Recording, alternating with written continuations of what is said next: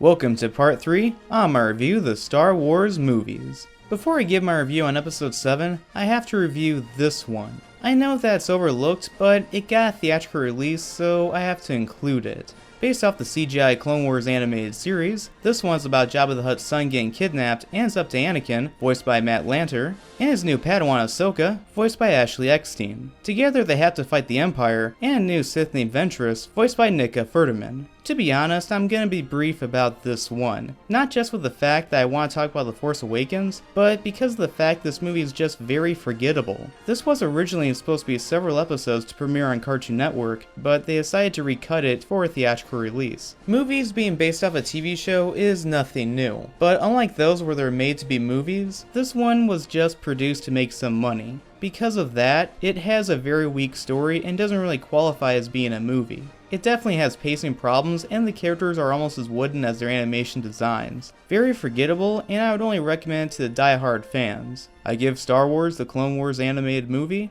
2 stars out of 4. So now we have episode 7. Not only does this movie already have the record for the most pre-ticket sales of all time, but when the tickets became available for the first time online, the Fandango site crashed. So, taking place 30 years after Return of the Jedi, there's a new dictatorship called the First Order. One of the head honchos is the mysterious new Sith known as Kylo Ren, played by Adam Driver, wants to find the whereabouts of Luke Skywalker. Eventually a stormtrooper named Finn, played by John Boyega, has a change of heart and decides to help the rebels. Along the way, he runs into some old and new characters like Rey, played by Daisy Ridley. The Force Awakens was a nice callback to the old Star Wars movies, but it was also accompanied by modern day effects and action. Although I've never been a fan of 3D, this is hands down the best 3D that I've seen in any movie. Every time a spaceship is flying, you feel like you're really flying. It's one of the few movies I can think of that actually did 3D justice. It was also cool to see a new Death Star. Not only was the concept of how it worked was interesting, but it was very intense to see such a device be far more destructive than the last two.